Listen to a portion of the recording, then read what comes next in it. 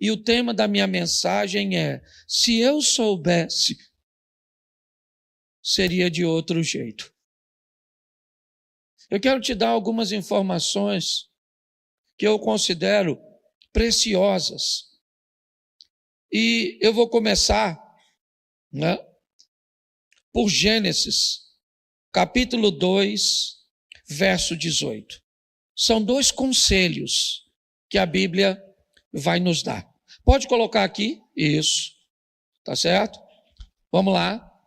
O Senhor Deus disse ainda: não é bom que o homem esteja, farei para ele uma auxiliadora que lhe seja semelhante a ele. Feche os seus olhos. Senhor nosso Deus e Pai, em nome de Jesus, eis aqui a tua palavra. Continua falando conosco, ó Deus, que essa palavra entre na mente, no coração dos teus filhos e que ela produza um comportamento. É o que eu te peço, pelo poder do nome de Jesus. Amém. Glória a Deus. Amém. Bom, disse o Senhor Deus: não é bom que o homem esteja só. Então, na ótica de Deus, o primeiro conselho é um conselho, não é uma ordem. Ele está dizendo: não é bom que o homem esteja sozinho.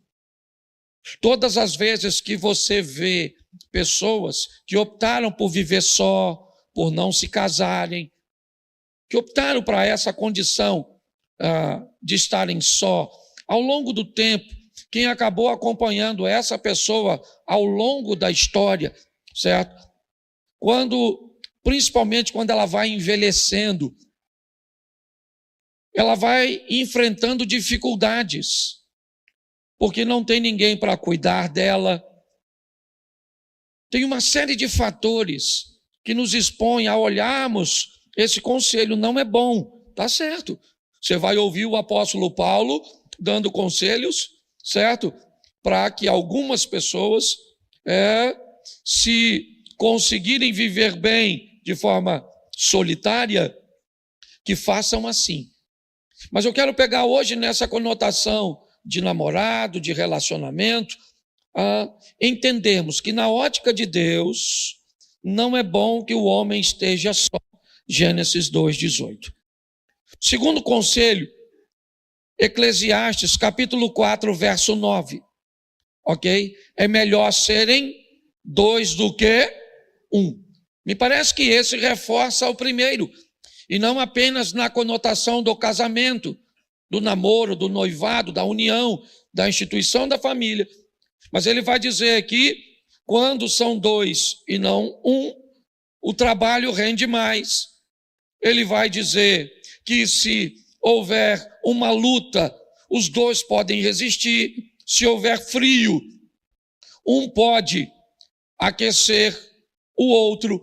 Então ele vai dar uma série de vantagens. Dentre elas, também nós podemos aplicar esse texto no casamento. É melhor serem 2 do que 1, porque ele está sustentado e apoiado por Gênesis 2:18. Não é bom que o homem esteja só. Porém, eu vou te dar 2 textos para te dar uma advertência. Para, se você quiser encarar o conselho dos 2 primeiro, não negligencie os 2 que eu vou te dar agora. Provérbio 21:19. Bota na tela, querido. Provérbios 21:19. É melhor morar numa terra deserta do que com uma mulher briguenta e geniosa. Está na Bíblia. É melhor ser 2 do que 1, se 1 não for igual àquilo ali. Que aí não é melhor ser 2, é melhor ser 1. Então não pegue só os 2 primeiro. Tá lá, eu vou casar, não. Dá uma peneirada. Tá certo? Vamos ampliar isso. Salmo 1, verso 1. Olha só. Salmo 1:1. Tá aí, ó. Bem-aventurado aquele que não anda segundo não se detém no caminho dos, nem se assenta à roda dos. Então, se for para estar junto com alguém, com aquele perfil ali, se detém no pecado, escarnece, certo? Anda segundo o conselho de ímpio, aí não é melhor ser dois, é melhor ser. Então, dá para você dar uma olhada nisso? Tá certo? Isso é uma advertência. É bom ser dois, sim ou não? Nós temos textos que nos inspiram a isso, mas não dá para ser dois com qualquer tipo de... Não dá para ser um com qualquer tipo de... Agora não é mais um conselho, nem uma advertência. É uma ordenância. E ela diz, Amós 3:3. Coloca aí. Amós capítulo 3, verso 3, é muito conhecido, eu poderia citar, mas eu faço questão que você leia. É uma pergunta, então leia como pergunta, está lá a interrogação. É uma pergunta. Será que dois andarão se não estiverem de? Isso pode acontecer, sim ou não? Dois podem andar juntos se não estiverem em acordo? Pode. A grande questão é, por quanto tempo eles vão conseguir andar juntos? Se for uma amizade, pode quebrar. Se for um negócio, pode dividir. Mas se for um casamento, como é que vai ser? Então a Bíblia está dizendo que para pessoas levarem essa proposta adiante do casamento, elas vão precisar de um bom acordo. E pelo tempo que o casamento vai durar, aprenda uma coisa. Um acordo só não vai ser suficiente.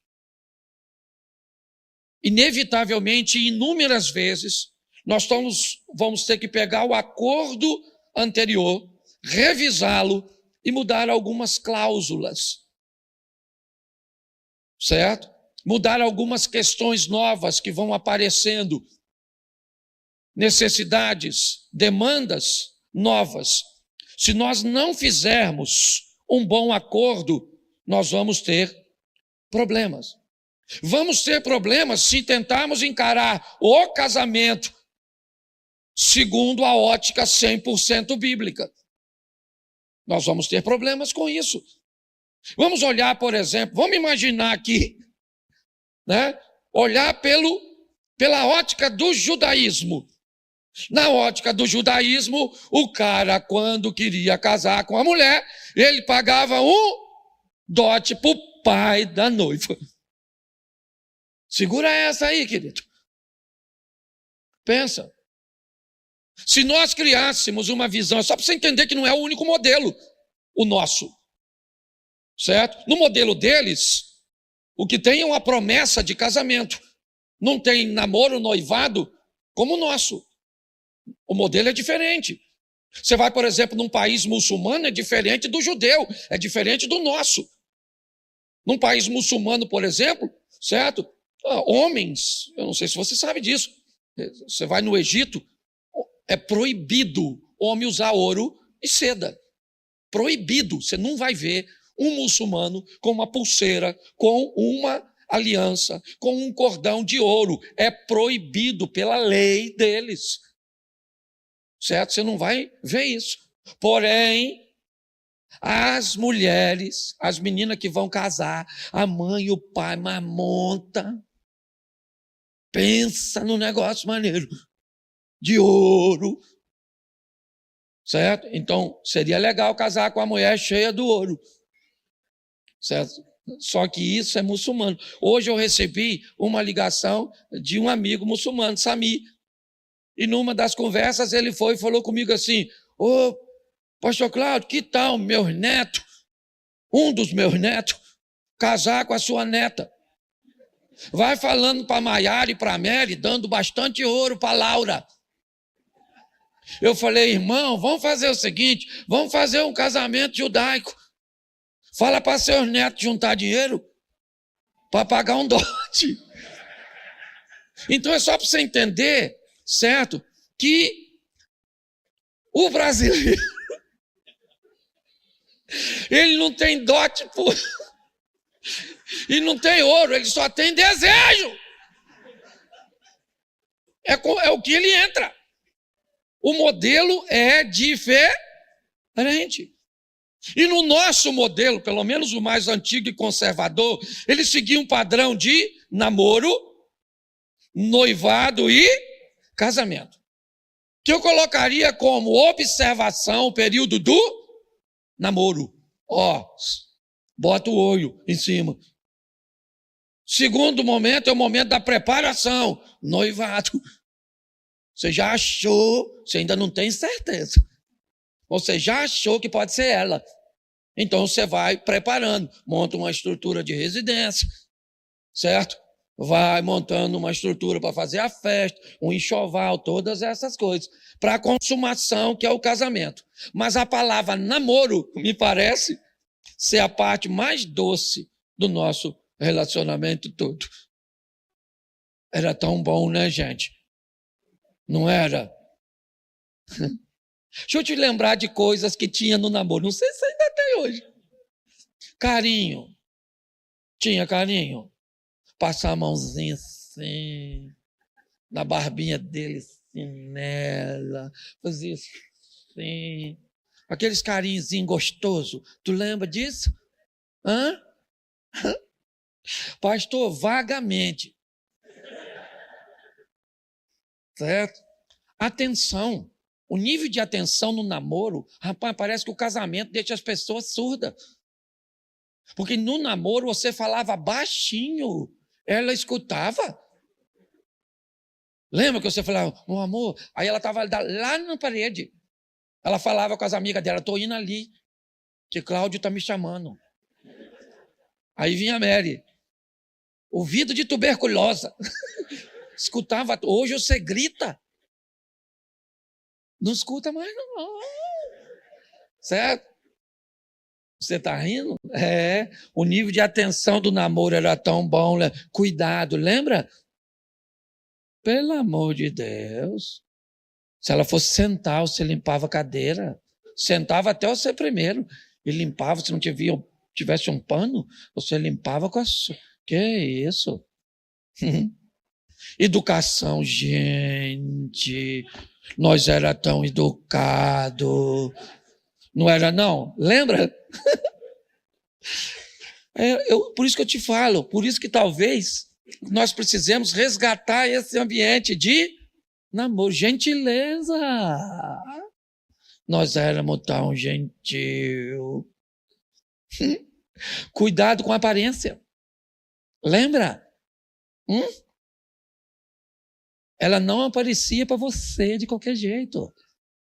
Se você chegasse na casa dela e ela não tivesse arrumadinha, ela falava, mãe, fica lá. E lá ia ela. E vinha que, nossa, casou.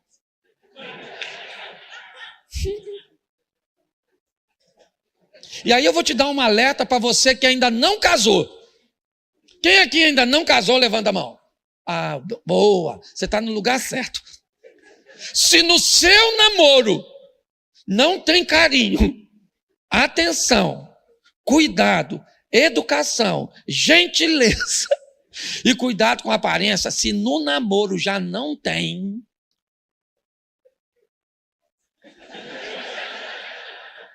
mete o pé numa linguagem, né? Sai fora. O cara já grita com você, já é grosso, sem educação, não se preocupa com você, não te oferece atenção, os amigos dele é mais importante, não tem carinho, entendeu? Ela não se arruma para tu, vem toda bagunçada, toda esquisita. Sai fora, deixa para outro, que esse produto está danificado. Shopee, certo? Entendeu? Isso.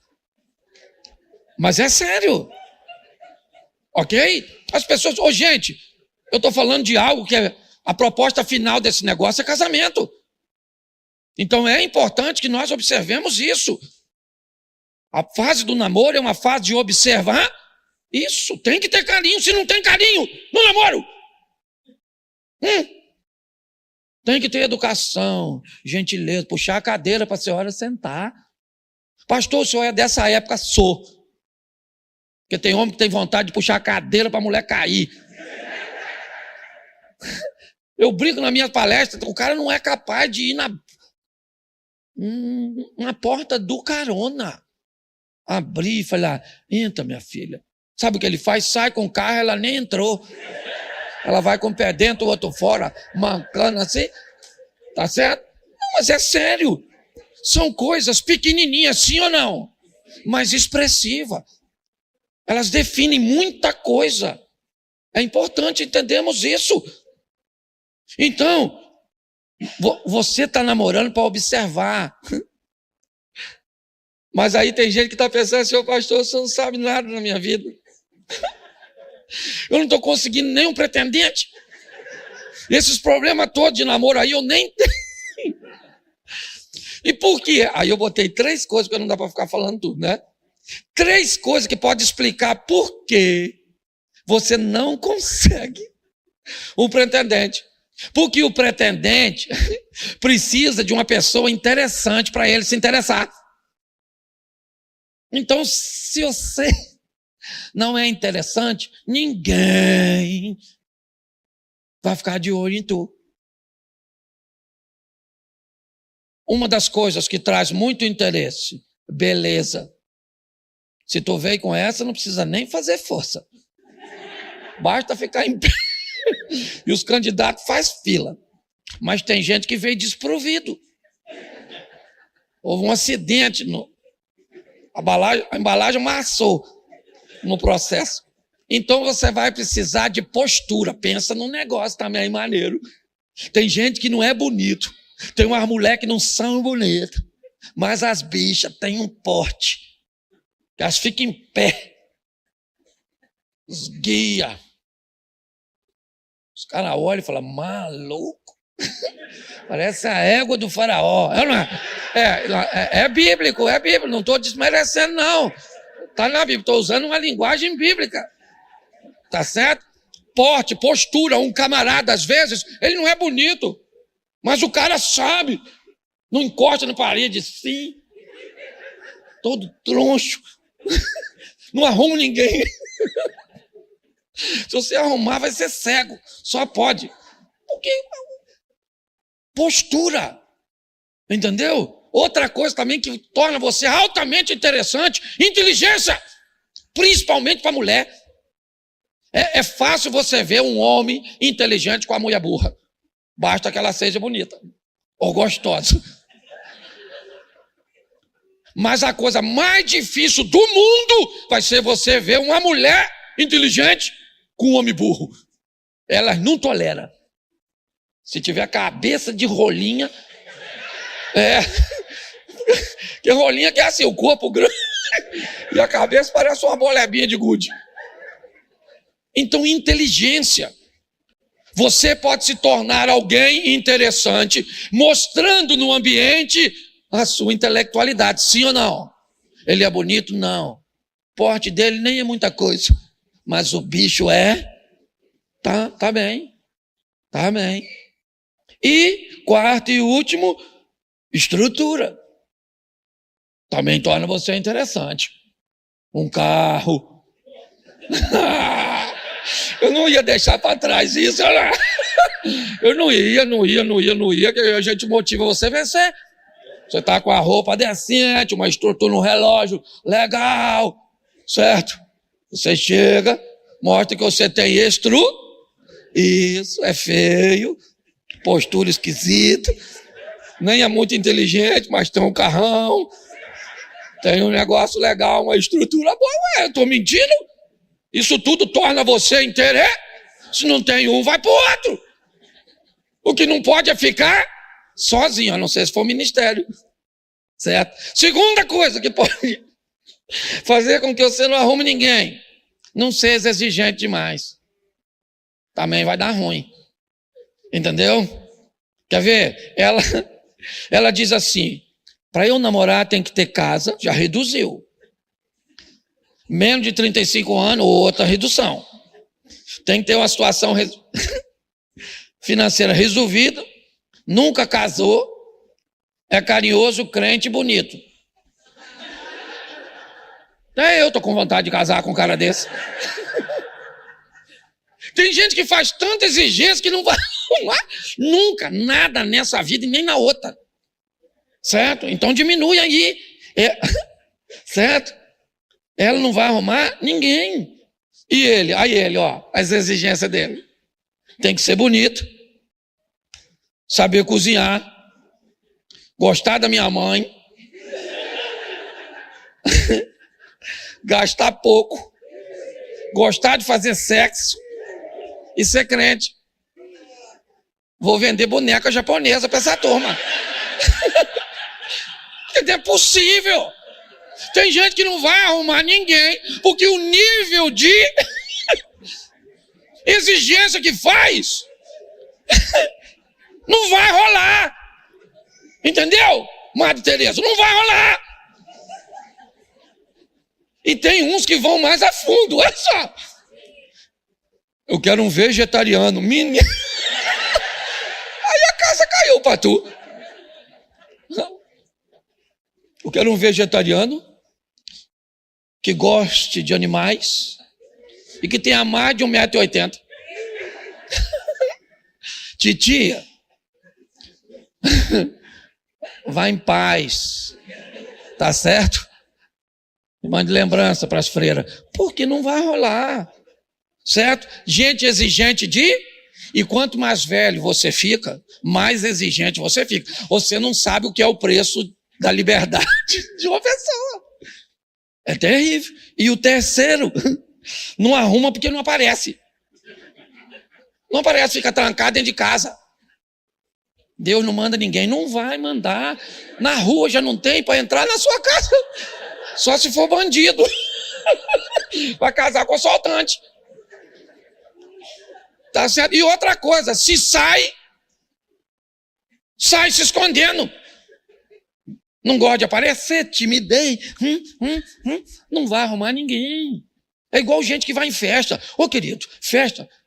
Eu já fiz tanta festa, na época que Mary tinha um buffet. Aprenda uma coisa, que vai uma dica para você quando você for numa festa. Regra número 1, observe de onde sai a comida. Sente nas primeiras mesas da rota. O melhor amigo daquela festa chama garçom. E você vai comer tudo do bom e do melhor. Aí sabe o que a pessoa faz? Olha o ambiente, é tímida, senta lá no canto. E depois diz, a comida não chega aqui. Claro que não chega, você sentou no deserto. Então as pessoas tendem a fazer as coisas, elas não aparecem. Tem que botar o produto na vitrine, dá uma ajeitada nessa carcaça da senhora. Aparece na igreja igual uma princesa, que vai aparecer um príncipe. A senhora vem igual uma bruxa, apareceu, foi gnomo. Querendo casar com a senhora, uns troços ruins mesmo, aí não tem jeito. E não tem nada a ver com demônio. Poxa, então se você quer ter um pretendente, eu acho que eu não tomei meu remédio hoje, Zico. Tem alguma coisa de errado, mas eu preciso falar isso. Porque se você observar direitinho, a maioria das pessoas que estão sozinhas estão dentro desses três.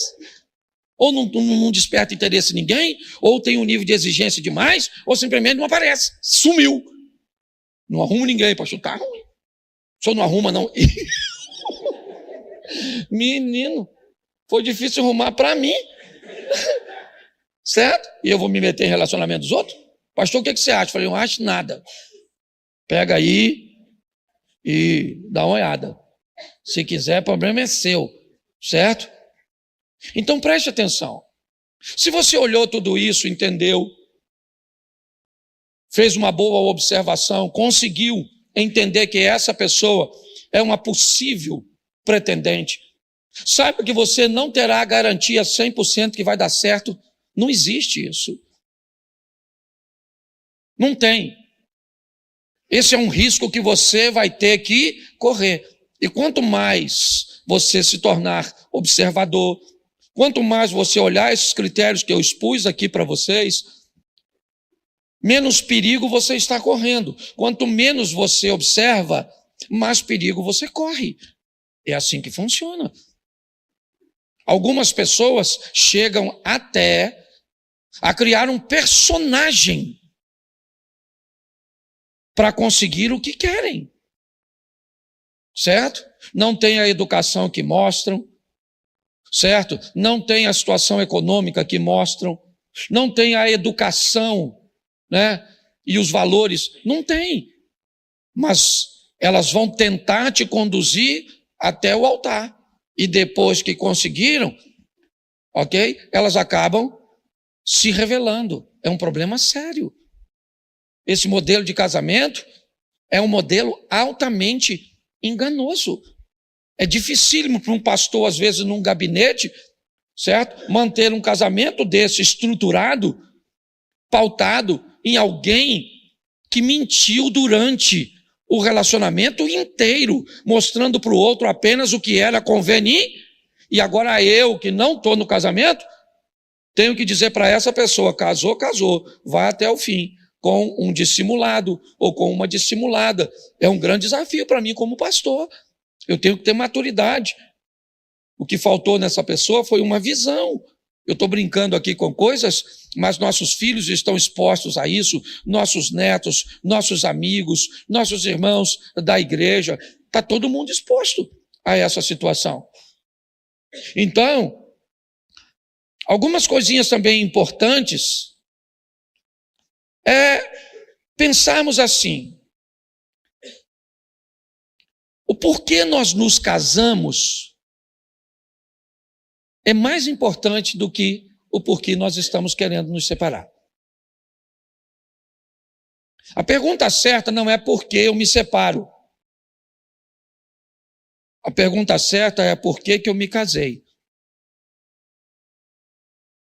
Todas as vezes que o motivo da união ele é muito forte e sólido, a força para acabar com ele precisa ser muito grande. Se o motivo é fraco, certo? Se a motivação é fraca, bom, por que você casou? Eu casei porque o meu pai era um opressor. Então eu estava em processo de fuga. Eu estava fugindo de uma casa de um opressor. Eu estou fugindo de uma situação financeira. Agora eu já entrei no casamento com uma estrutura legal. Se eu sair dele agora, eu levo metade, eu já estou no lucro. Então o que é isso? Isso é um relacionamento pautado num ambiente de fuga. Então é fácil entender por que esse casamento está terminando. Não tem a ver com o problema, tem a ver com o propósito do casamento. O propósito era fraco. E pelo propósito ser fraco, a força para derrubá-lo não precisa ser forte. Basta uma visita indesejada da mãe, a perda de um emprego, um sal a mais na comida. É assim que funciona. Então, se você quer, né, se manter casado ou casar bem, primeira coisa que você deve fazer: ficar atento às afinidades, porque elas vão aproximar você de seu cônjuge. O que sobrou de afinidade entre vocês? Dependendo do tempo, ok? O desgaste vai acabando com algumas coisas. Mas quais são as nossas afinidades até hoje? O que gostamos de fazer juntos? É uma caminhada? O que gostamos de fazer juntos é ir ao cinema? O que gostamos de fazer, né, juntos é assistir um futebol?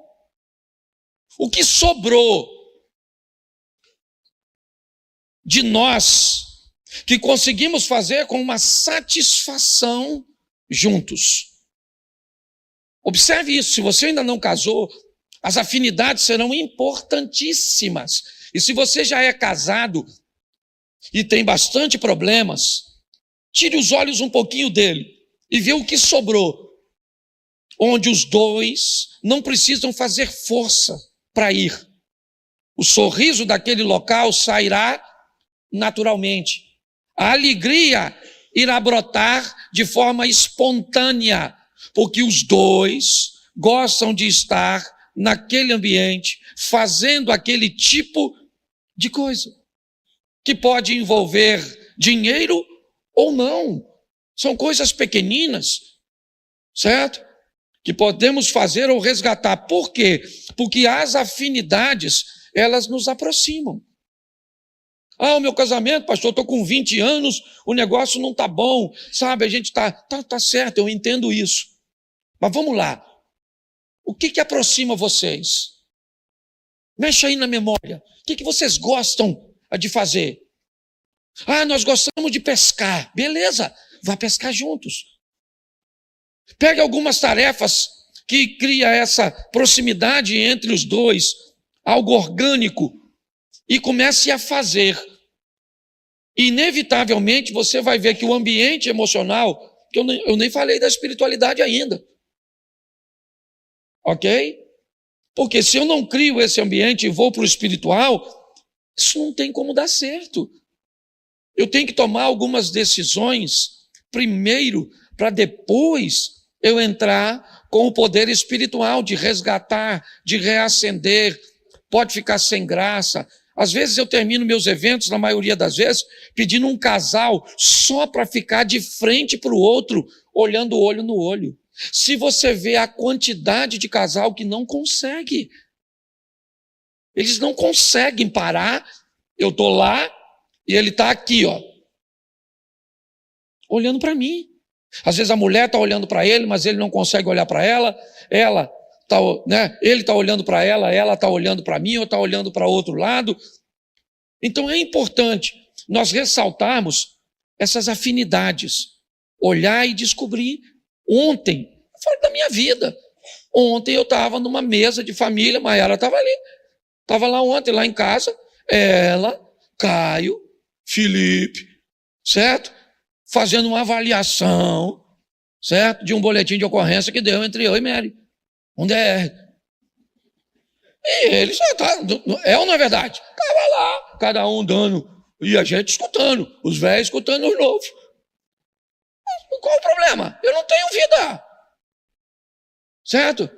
Eu tenho problema também. Você está achando que eu não brigo com minha mulher? Tem hora que eu não tenho vontade de esganar ela, que ela não tem me esganar? Só porque eu sou pastor? Vai perturbar o outro. Achar aqui que eu...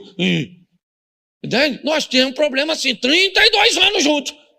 E temos problema e vou continuar tendo, e louvado seja Deus pelos problemas, mas todos os problemas que enfrentamos até hoje sempre foram mais fracos do que a força que nos une e pronto, acabou o problema, está tudo certo. Esse dia eu falei com ela, vamos parar de brigar porque a gente não pode até o fim matar um ou outro. Então, é melhor levantar a bandeirinha.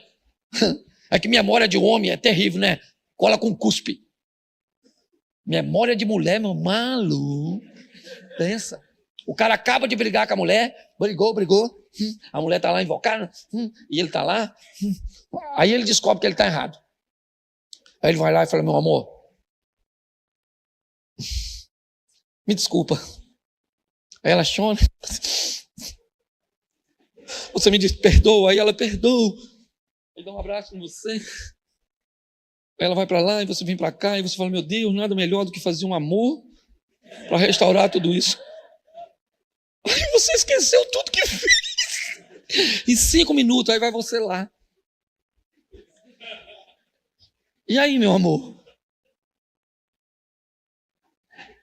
Ela fala, o que é, maluco?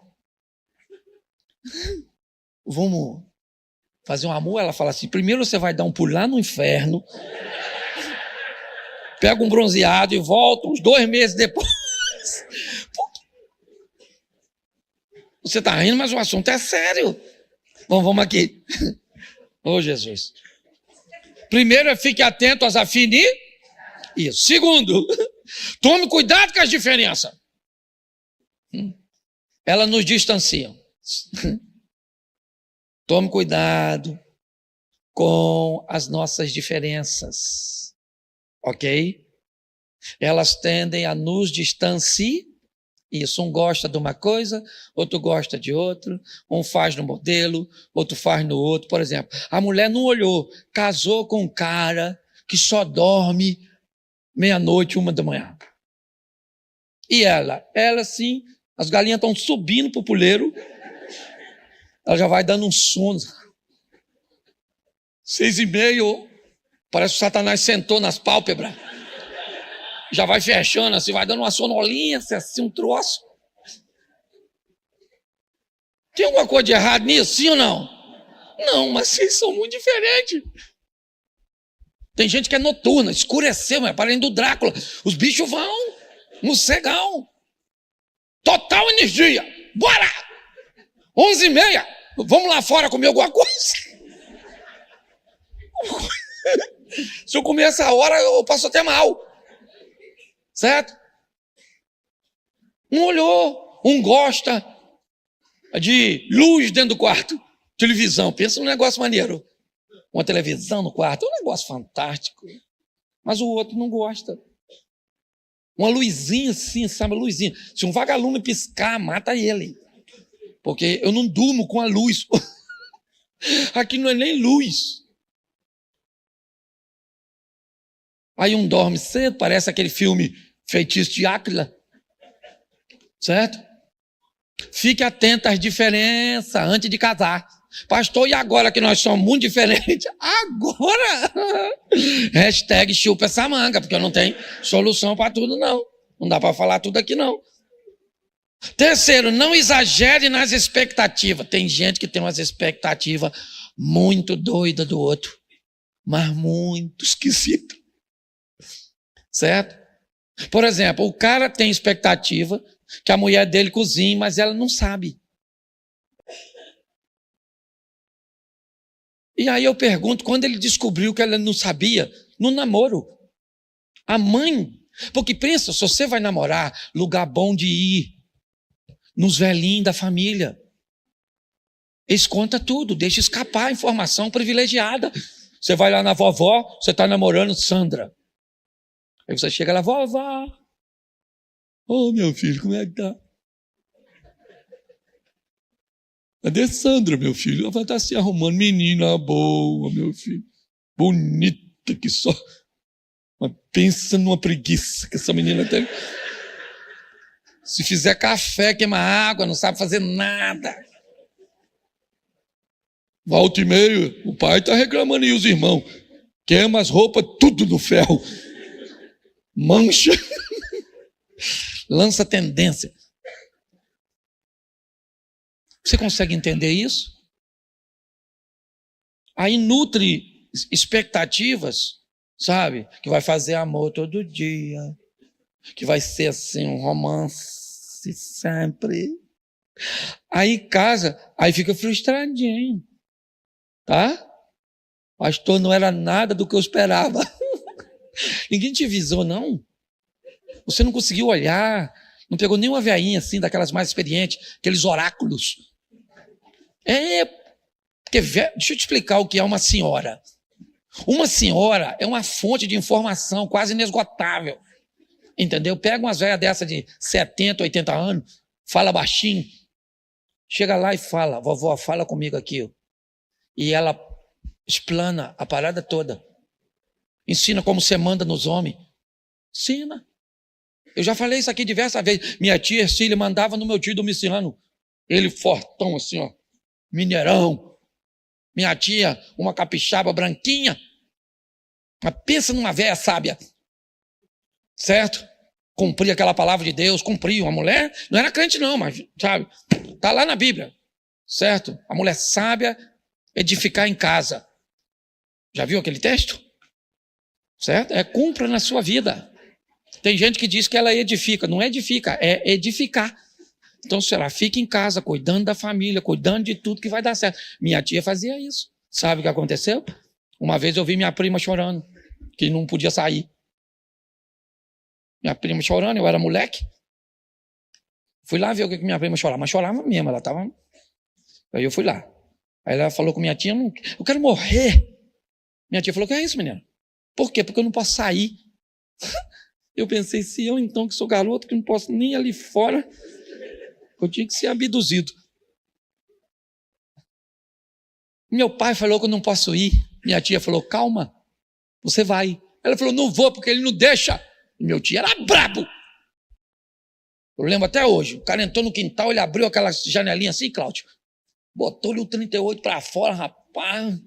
Deu tiro à vontade, eu olhando, pensando, eu vou ser igual ele. Só não precisa engordar tanto. Não é verdade? Mas é o cara bravo, uma referência para mim. Pensa num cara que foi fantástico. Bravo mesmo. E aquilo... Eu falei, quer ver que ela não vai, que meu tio é fera. Eu era um menino novo, inexperiente. Falou, minha tia, lembro assim, minha tia falou para minha prima, lá no quarto, enxuga essas lábias que você vai sair. Eu não vou, porque ele não vai deixar. Eu vou lá. Falei, vá, senhora, que eu quero ver, que ele não vai deixar. Só pensei, porque naquela época a criança não falava. Ó, tudo aqui, ó. Eu que falasse um troço desse, que eu não tinha um dente na boca, era tudo prótese. Se eu falasse a metade do que essas crianças falam, tinha nada.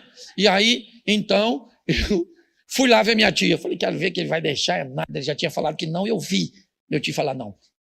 Foi minha tia lá, lembra, com um vestidinho assim, ó, branquelinha. Chegou lá e falou assim, Domiciano, já não gostei do tom. Porque se quer desafiar o cara, pelo menos usa uma voz de desafio. Por que não deixou ela sair? Eu também mando aqui. Domiciano, a Graça quer dar uma saidinha. Não vai! Falei, é isso aí, maluco. O homem de uma palavra só. Não vai. Domiciano, eu me orgulho tanto de como você cuida dessas meninas.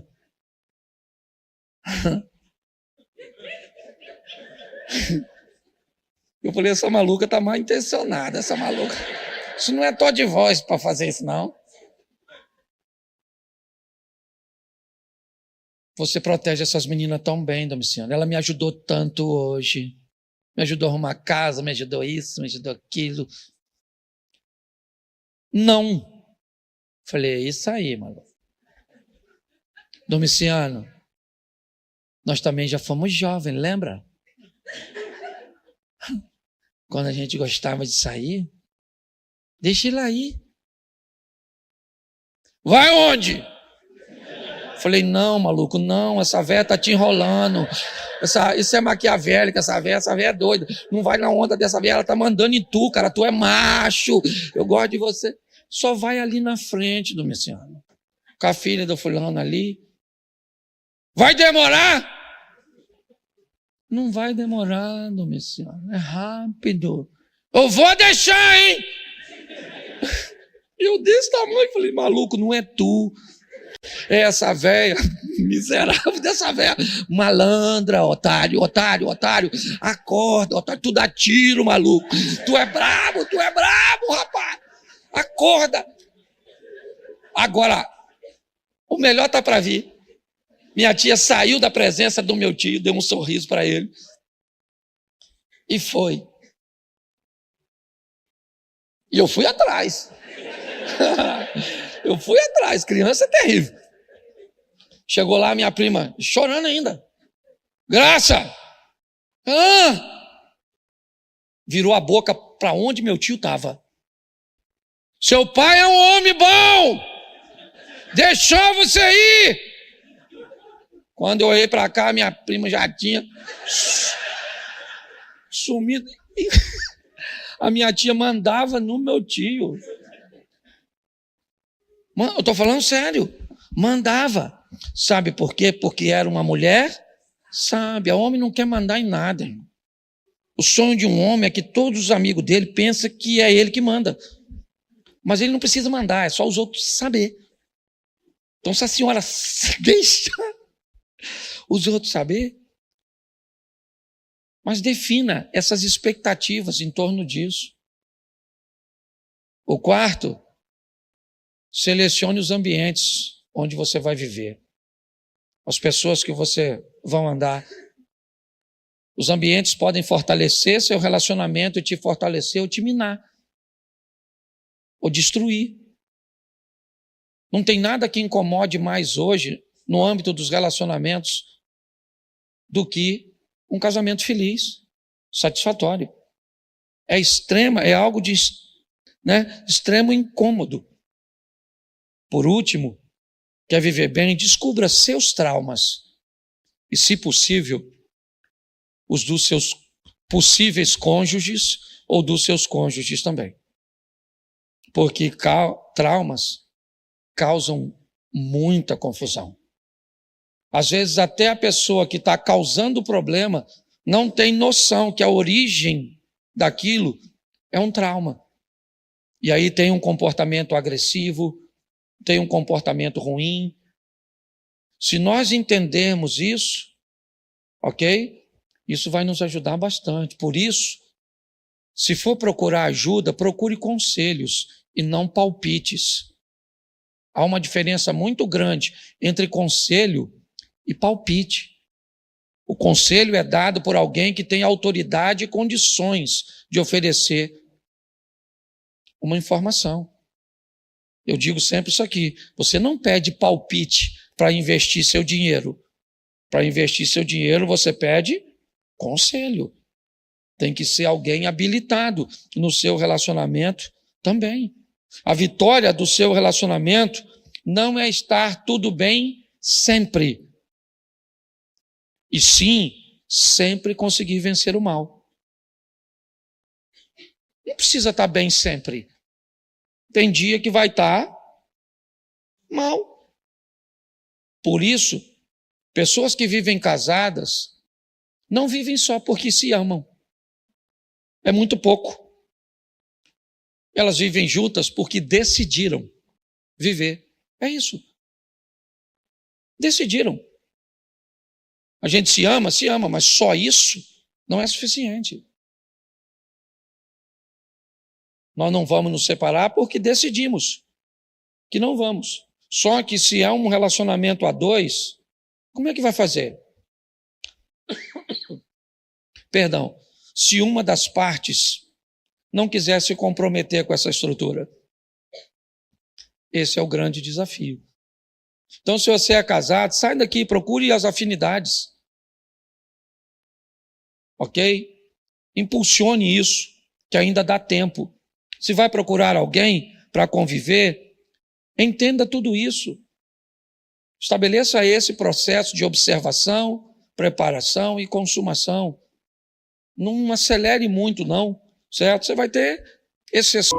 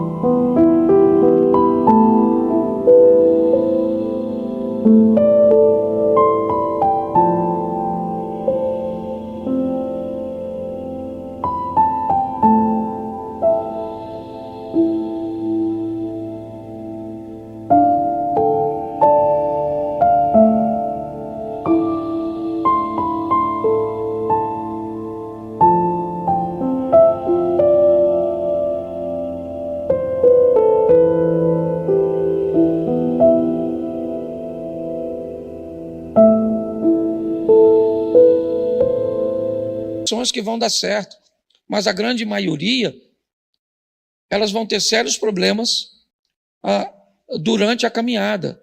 Então eu acho que dá para a gente viver legal.